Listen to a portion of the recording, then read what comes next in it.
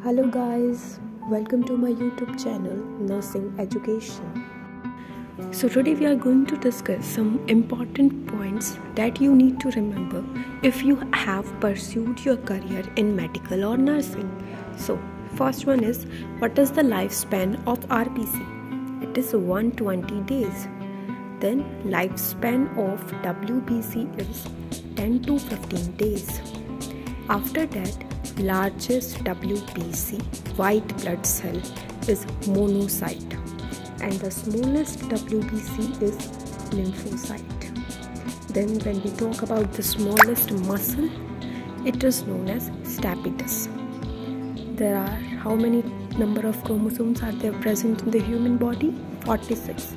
Means 23 pair of chromosomes are present in the human body. Next and the last one is increased RBC count is called polycythemia. So these were the important points that you need to remember if you are a medico. Thank you guys for watching my video and don't forget to like, comment, share and subscribe.